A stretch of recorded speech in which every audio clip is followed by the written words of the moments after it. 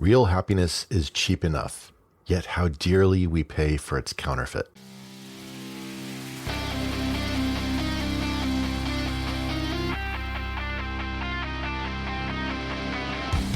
Welcome to the Throttle and Roast podcast. I'm your host, Neil Smearsharp.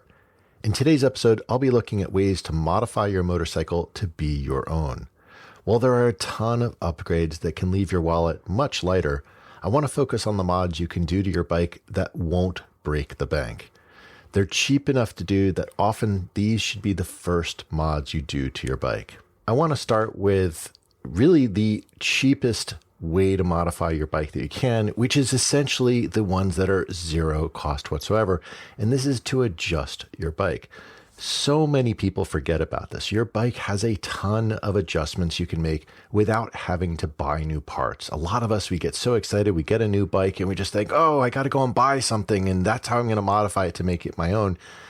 Well, there's a lot of adjustability just built into these. And many times this adjustment is enough to make a change for the better.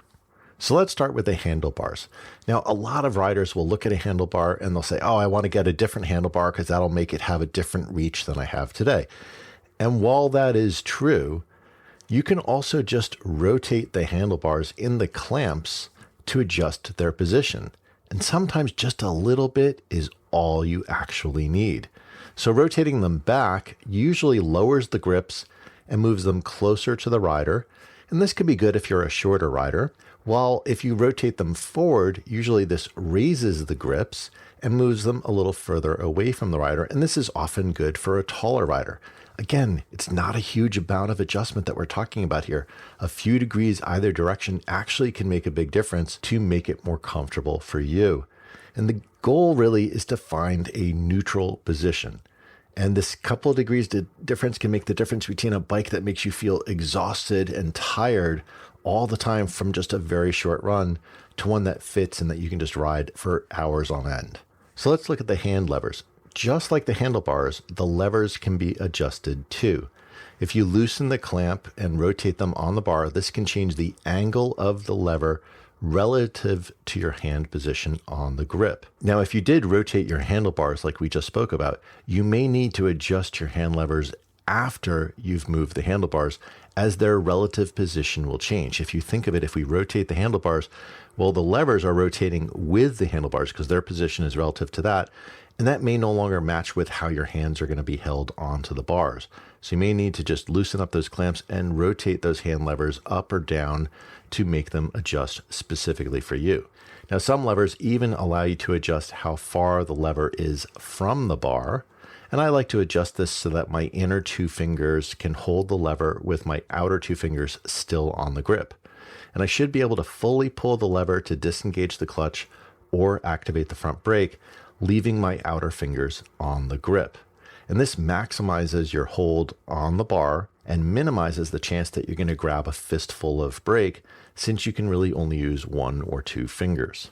Now, some levers also allow you to control the engagement point. This is usually on a cable actuated lever, but some other levers can give you a little bit of control even without it being cable actuated. And this can be used to really increase or decrease the point at which the front brake begins to engage or the clutch begins to disengage. And this works very well if you choose to have those two fingers always on the grip approach. So the lever is fully activated before it hits those fingers. So if you think about it, you're squeezing those levers. Well, you want them to fully engage, let's say on the brake, and be fully locked up before it starts to crush your other two fingers. And if you have that set, you've got the full movement that you need just in that two fingers of movement. Now, if we look down at the foot controls, your gear shift lever is attached on a spline, and the position on that spline can usually be adjusted. This can move the pedal up or down as needed for your foot. It's just like what we did with the handlebar. You can rotate that lever up and down. Now, some riders use thick boots, which can make getting under that lever a little difficult. So moving it up a spline or two is often enough to allow you to get your foot underneath to be able to do those upshifts. Now, some bikes have heel and toe shifters, so you don't need to get a foot under, but adjusting them to get to what is really more comfortable for you to avoid massive movement can help. And on some bikes, the toe lever And the heel lever can be adjusted independently, allowing you to really tune it to exactly what you would feel comfortable. Similarly, on the foot brake, you can often adjust its position. Unlike a gear shift, you can only operate in one direction, and many riders like to have their foot in a neutral position and still be above the lever so that they simply rotate their foot forward to apply the brake. Some riders prefer having to lift their foot up and over the pedal, so you can adjust it to your own preference. Now, many seats, especially on European bikes, have a range of adjustment in height. BMW in particular is well known for having this option on their ADV bikes, and lowering the seat can help shorter riders, while taller riders might want to have that seat in the higher position to relax the knee angles. So you can look and see if your bike has this. If it's already there, you can take advantage of it and really tune the bike exactly to you. Likewise, on some of the pegs that are on some bikes, especially on ADV bikes, come with removable rubber inserts in the pegs. And these are great for road use and can isolate some of the vibration, but they don't give as much grip when you're riding off pavement. So removing that rubber insert exposes the spikes on the underlying peg, which can give you better grip when you're riding off road. And of course, then when you get back on road, you can just put those rubber inserts back onto the pegs, and now you have a nice, comfortable, vibration damped peg for when you're riding along. Now, another adjustment that tends to be a little bit more common specifically to the BMW GS line is they have a built-in adjustment to change the brake lever to change its height without tools. There's a little spring that holds a second brake pedal that can be moved over the regular one. And this increases the height such that when you're standing off-road, you can still easily reach the pedal. This is a nice adjustment to have just built into the bike, and therefore, even when you're just riding along, you might have it with the second pedal out of the way, but now you get into off-road, you simply put it down, and then when you're standing, you've got that easier reach for that brake. So that covers a lot of the mods that you can do to your bike that are zero cost. These are things you can just adjust directly on your own. There's some flexibility on most motorcycles that allow you to do this. But now I'm going to shift into a few of the, I'll say, cheaper mods that you can do to your bike that will really, again, help make this a little bit more your own, but without breaking the bank. So let's talk about seats. This is usually one of the biggest complaints of riders when they get a new motorcycle is they say the seat is terrible. Usually it's that they feel the seat is too hard. And really what they're talking about is that the seat is uncomfortable for longer rides. I think there's a few ways in which you can do adjustments to make your seat feel more comfortable, but without having to rely on the expense of buying a whole new seat. Purchasing a seat is definitely an option, but it is a more costly expense. And we want to look at what are some of the cheap mods that we can do. Well, the first one I talk about is actually, it's what you're wearing. So one of the beautiful things about riding and riding gear in general is that there's so many different options that are out there. And one that's really great to do is to get some riding shorts. Now, riding shorts are shorts that you wear underneath your riding pants. They'll have a bit of foam padding underneath, and this is just going to provide a little bit of cushioning for you and adjust how the bike will feel because you're giving that little bit of relief underneath your butt. There's several brands that put this together. One that I used many, many years ago when I first started riding is LD Comfort. They're still around. I'll put a link to it in the show notes. The one that I've actually been using for the past several years is Moto Skivvies. What I like with Moto Skivvies, as opposed to the LD Comfort, is that they actually have different shapes for different types of bikes.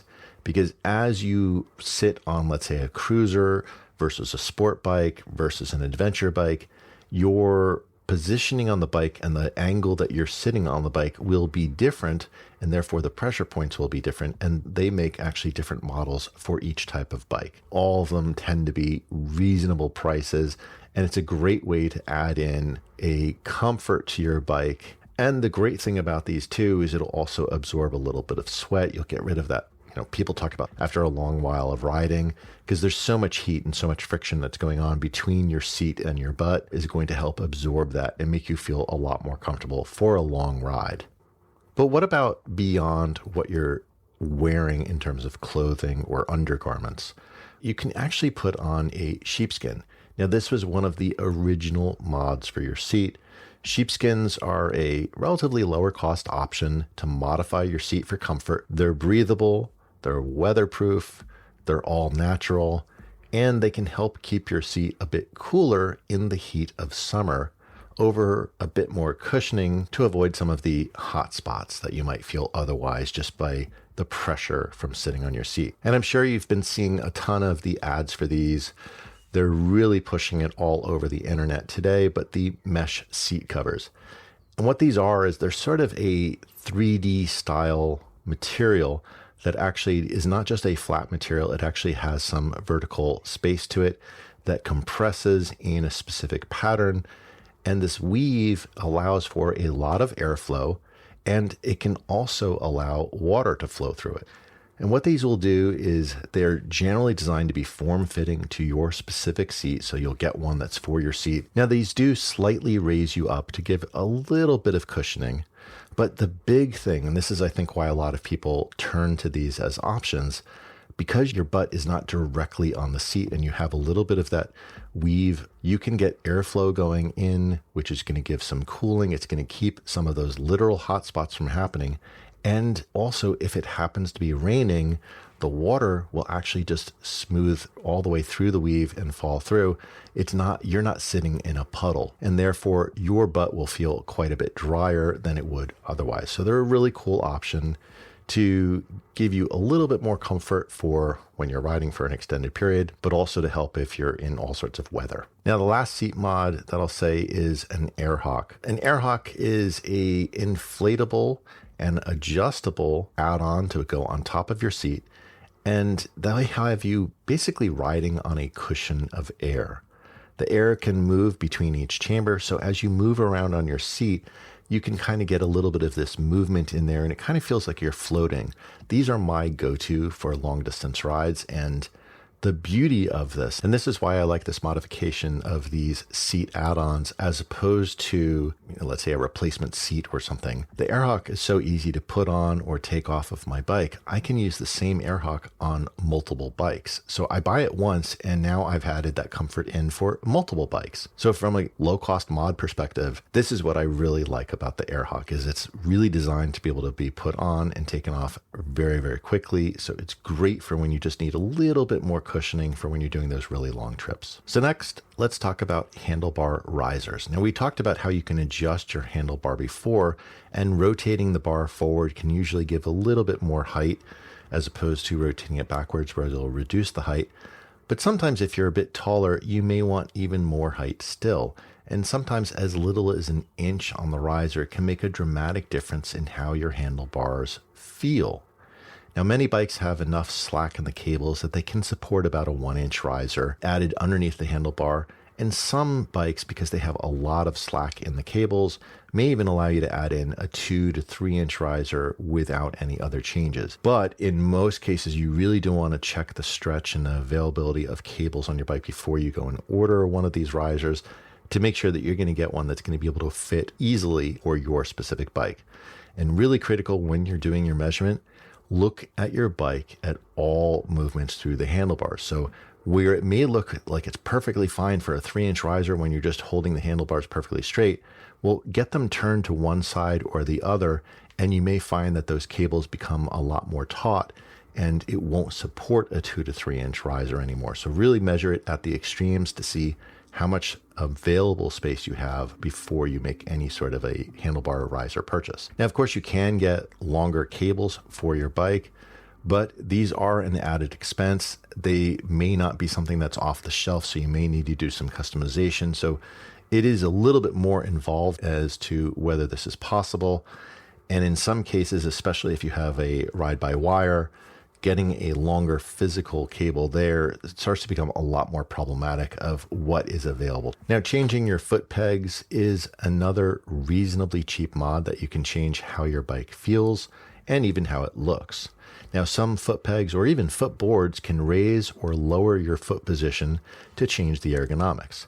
Some might also move the pegs slightly forward or aft to further tweak those ergonomics. So you can really customize your positioning. Now, you're not going to move it 2 feet forward, so be realistic of how much of a change is going to happen. We're talking about, hey, maybe 1 inch or 2 inches here or there.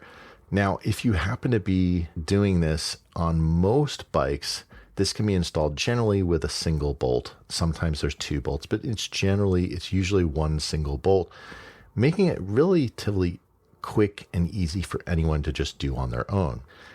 Now, there are more complex setups which reposition the pegs way forward or aft and require different linkages for your brakes and for shifting, but those will be much more costly and difficult to install. I'm not talking about those specific models. I'm talking about the very simple, you're just putting on a different foot peg onto your bike. Now, if you ride ADV, this is one area where we really often are more interested in changing the pegs, actually to change our performance with the bike. So if you have, let's say, an ADV bike where your bike came with pegs that were only rubber, or the spikes on them were fairly small, they didn't give a lot of grip, well, a new set of foot pegs can have taller spikes, which is going to give you more grip in those off-road conditions. They can be wider to give you more leverage for steering the bike through the pegs. They can be a little bit wider front to back to give you, again, a little bit more of a platform to put your foot onto and have more comfort. If you had a very tiny little peg, that can be a little uncomfortable for longer periods of riding, especially if you're standing on the peg. So this is really why I say it's for ADV bikes in particular. We want to have a larger platform to be standing on so it's more comfortable, especially if you're riding standing up for miles on end. Now, there is another option too, which I had actually on my last GS, and this is called pivot pegs. Now, these have many of the same capabilities as a regular upgraded peg would have. They're going to have taller spikes. They're going to be a wider platform. So you get all those benefits out of them already, but they have one other trick up their sleeve. Whenever you're climbing or descending a hill on a bike, you change your body position forward or back to lean. Now, with normal pegs, since they're fixed relative to the bike, you end up gripping either the front edge or the rear edge on hills. So your foot is kind of only riding on that one edge, and you don't have as much grip as you would have otherwise because you're having to lean forward or back. Well, what the pivot pegs do is they allow it to rotate a few degrees either way, which allows your foot to maintain full grip onto the peg as you're riding, even if you're leaning forward or leaning back. So it is really a cool capability. If you're finding that this is a problem for you on your bike where you're riding in a lot of hilly conditions and you're finding you're hitting onto those edges a lot and it's becoming painful because it puts all of that pressure on a single point, pivot pegs are a great option as an upgrade. And again, not super expensive to put onto your bike. So let's shift into some of the foot and hand controls. Now, shifters on many bikes are very small pieces off of the lever, which limits your contact with them. They're designed to not look like these massive things sitting on the bike, but larger shifters are a common upgrade that can make it easier to work with. But sometimes too much is too much. And if it's too wide, well, now you got to move your foot way out of the way to slide it and then get it out underneath it. So just be cognizant of what is the balancing that is right for you. Now, on ADV bikes, some of the aftermarket offers some of those brake pedals that have 2 heights to provide something similar to what comes on stock on some of the BMW GS models. And if your bike doesn't have adjustable hand levers, there's several aftermarket options that do.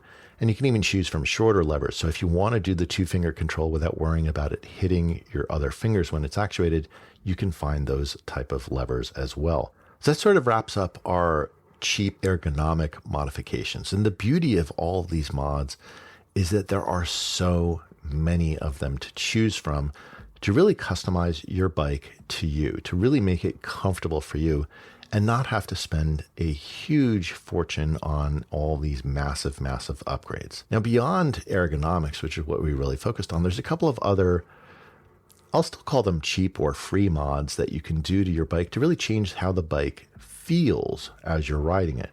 Now, the first one, and this is perhaps the ultimate cheap mod on modern bikes, is rider modes. If you remember from our Rider Aids episode, we talked about how rider modes allow you to have one bike act like a few different bikes. It could be more docile for when you're riding in the rain. It can be its standard road mode, or you can put it into sport mode and give it a little bit more twitchy feeling. Well, one button push and your bike can feel very different than before.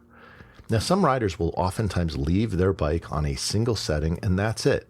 But I'd encourage you to play with them and see if one setting might work better for you in some situations rather than others. Like, for example, on my R18, I tend to ride my R18 in a spirited manner on back roads. I like the fact that that bike can handle far better than most cruisers. So I usually have it in, they call it, their sport mode is called rock on the R18. But for when I do get onto the highway and I don't need it to be quite as twitchy. I'm usually trying to blend in with traffic a little bit more. I don't really need that heavy aggressiveness. I'll put it into roll, which is sort of their road mode on the R18 for when I'm going onto the highway. So I'll use a different riding mode for the different type of road that I'm using. And this is the beauty of it, is that I can really adjust the bike as I need. Now, the next sort of cheap mod, and again, cheap in a relative sense here that I'll talk about, is tires. Now, tires are a wear item on your bike. Most bikes will need new tires every 6,000 to 10,000 miles. There are some long wear, hard tires on some cruisers that will last a little bit longer. But if you look at the vast majority of bikes that are out there, they're going to be in that 6,000 to 10,000 mile range. Sport bikes will usually be less than that. But 6 to 10 is kind of the sweet spot in the middle for most motorcycles. So the bottom line is you're going to replace your tires at some point anyway. So when you do, why not look not just at replacing the tire with the same model?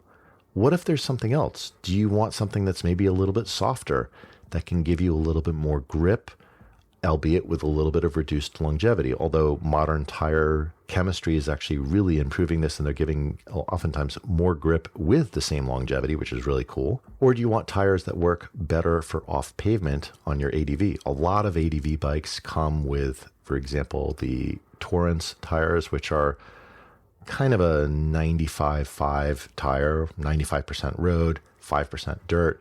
They're really kind of street tires for the most part. They don't have a lot of lugs that are fairly tall.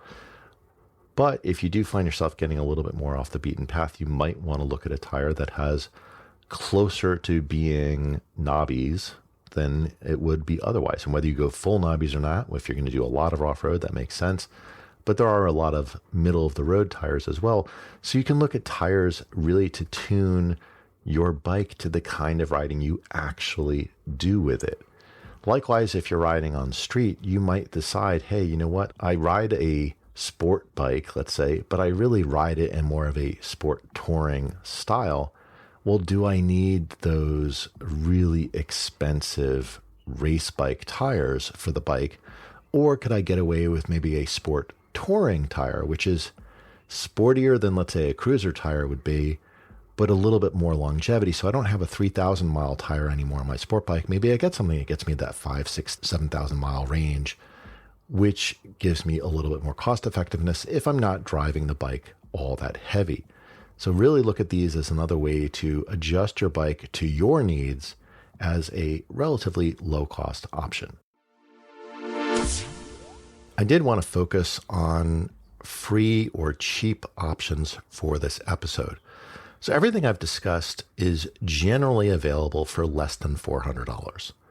Now, obviously, some tires might be, if you're getting both tires, that might be combined more than that. But in general, each item will be less than $400. However, there are a ton of mods available to tweak anything you want on your bike. From full seats to exhaust systems to different wheels or brakes or even full rally tower sets for your dual sport. You can make your bike to fit your needs exactly as long as you're willing to cough up some more money.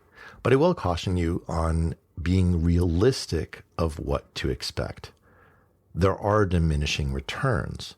For example, many riders think of an exhaust or an air filter improves performance. And while the difference could have been as much as 10% on some older bikes, most modern bikes come with some pretty good stock exhaust setups. So the difference is often maybe 1 or 2 horsepower. Oftentimes you might have said, well, it wasn't just about the power, it was also about the weight. Well, in the olden days, you might have saved 2, 3, 5 kilos from a different exhaust system. Well, the difference today might be half a kilo to a kilo, or like 2 pounds, a pound or two. Again, not a huge difference. And if you're spending over $1,000 on an exhaust plus installation, if you're not going to do it yourself, to get that 1 extra horsepower, that might not be the best investment today, even if it made sense on bikes that you bought 10 to 20 years ago. So I would encourage you, even if you've been riding for a long time, don't think of it as an automatic, oh, I have to get an exhaust. It may not be as valuable today as it was way back then. So let's wrap up. We talked about some of the actually free options that you can do to modify your bike just by adjusting some of the controls and interfaces that you have directly on your bike. Then we looked at some of the lower cost or cheaper ergonomic mods that you can do to really make your bike feel more comfortable. These included things like handlebar risers, some foot pegs, even some of the foot and hand controls. And then we started to look at some of the other cheap mods that you could do. For example, if you have a bike that has rider modes, it's a great way to change your bike with zero cost to you. You just push a button and wow, your bike feels completely different than it did before. And of course, tires are another great way to really change the way your bike feels, or even if you're doing it for an economic reason, to have a more longevity in your tires with the expense of less grip if you're not riding aggressively anyway. Tires are another great way to really modify your bike.